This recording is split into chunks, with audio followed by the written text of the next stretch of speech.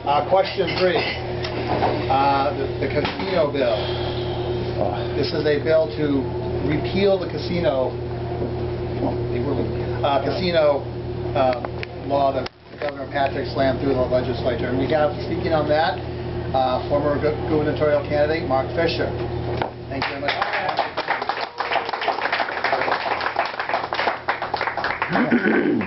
Thank you, Patrick, and thank you, Greater Boston Tea Party. Real quick on the question, a little bit about the history. A yes vote repeals it, and a no vote keeps things as they are. The law, in summary, is this. The law created a gaming commission and also 3 zones within Massachusetts which could allow up to 1 casino per zone, so 3 casinos max in Massachusetts, along with a slot power. So again, a yes vote is for the repeal, a no vote is to keep it as is. This question, unlike I think all the others, do not have sharp divides on party lines. The other ones are probably tax bills, and they pretty much line up conservative and liberal. On this particular question, oddly enough, back to the gubernatorial race for a minute, the most liberal candidate in the race, Don Berwick, and the most conservative candidate in the race, myself, agreed on this particular issue to repeal it. Oddly enough, 2 very liberal politicians, Senator Elizabeth Warren and our current governor, Deval Patrick, disagree. Senator Warren is for the repeal, and Deval Patrick, believe it or not, yeah, and Deval Patrick is for it. Very, very odd, sharp divides here across both parties. When I look at the issue, the arguments, I think, break down to 3 general categories. One is a moral issue, whether people should be gambling at all, and the addiction problem. One talks about if casinos go in, a criminal element and the effect it has on the communities. And the other one is jobs. The first 2, they make appeals to me. I'm not going to talk about them tonight. There's a great website, repealthecasinodeal.org. If those 2 issues, those 2 aspects are important to you, I invite you to go there and learn more about those particular aspects. I want to talk about the jobs aspect of casinos. And again, back to the gubernatorial race for a minute. When I was running, I was talking about the business climate in Massachusetts. It's not business friendly in Massachusetts. You guys probably know my story that 4 of my previous employers closed their doors and didn't want a business.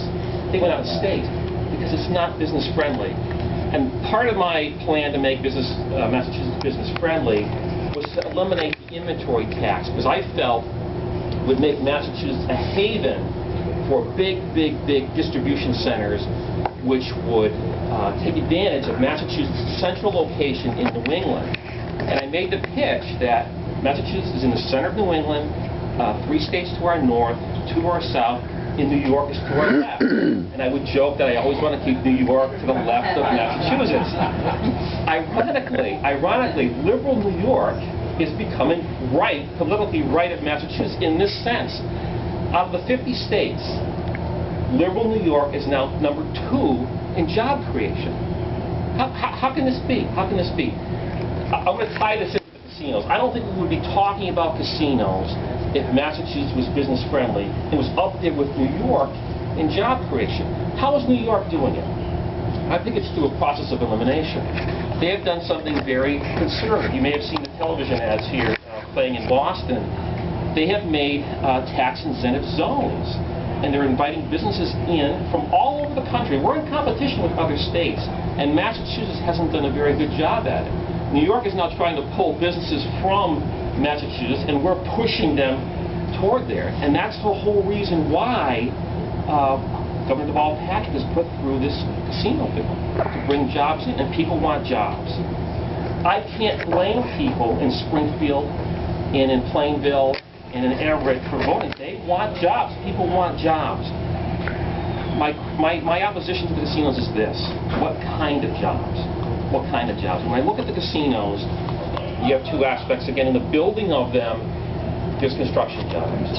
But those construction jobs would be there for building hospitals and new businesses and every type of thing. But they go away once the structure's done. the jobs that are there afterwards, whether it's the janitor cleaning the floor, or the custodian with the light bulbs, or with the car dealers, or any administrative positions, all depend on the simple fact.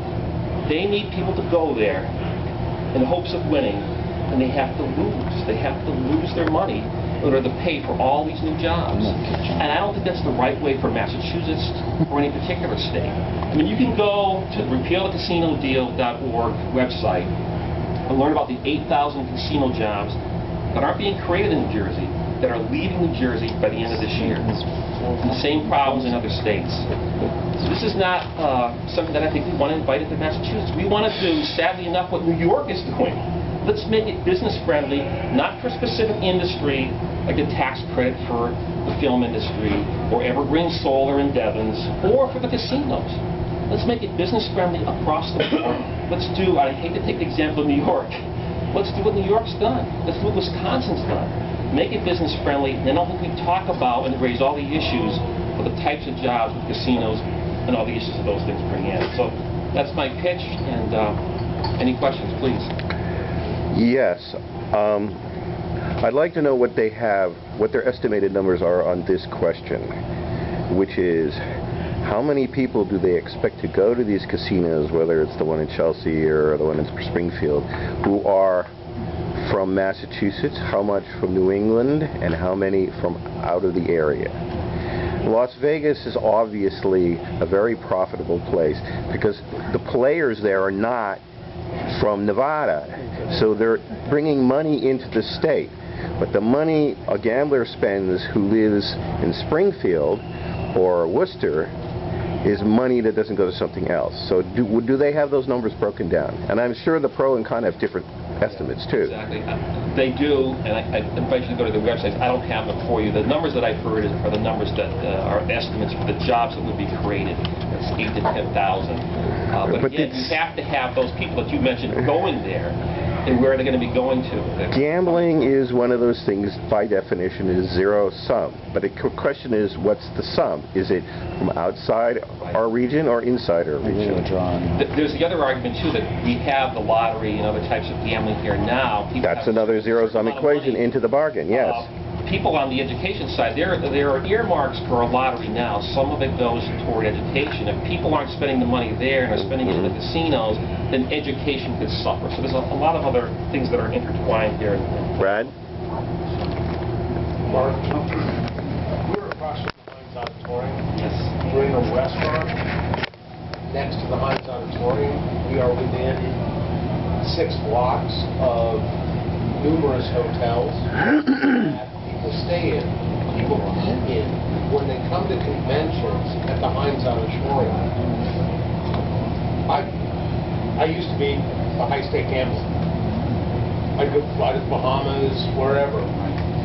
I never left the property. And that's what they do. Exactly. And the Ever Casino is going to have convention space that is going to compete against the Heinz Auditorium. You don't think that $1 billion that the government just put in will offset that? Right. Yeah. And, I mean, I know you don't have the specific numbers, but just philosophically, if the Democrats, and I mean, I listened to you at the Malden Republican Town Committee, and you said so strongly, everything that is wrong with this state is because of the Democrats. And if the Democrats hadn't spent us into oblivion, we never would have passed casino gambling. They're just addicted to money.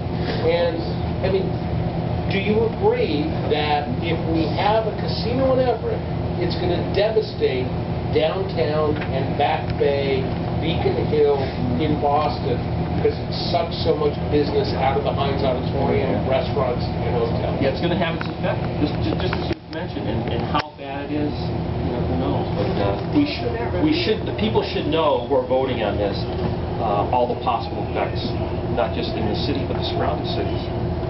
And hey, Mark, I just want to give you kudos and credit for the message you sent during the primary campaign, because you said what so many of us believe.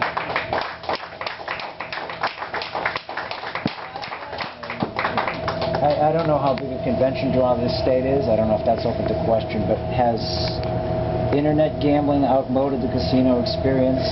That's another good question. And why is it that the casinos seem to be shuttering their doors in New Jersey, in Atlantic City, and is that going to affect the casinos further north in Connecticut, who are always cited as the example of why we lose all the money to those casinos? These are all good questions, and they have serious effects, and they all have to be addressed. And people are going to be voting on this in less than a month now. These are the types of things that have to be out there. And again, I invite you all to get to repeal the casino. The closing of the Atlantic City casinos suggests that even more to me that they're expecting to get the business from around here. You know, if they're not going to go to Atlantic City, they're not going to go to Everett.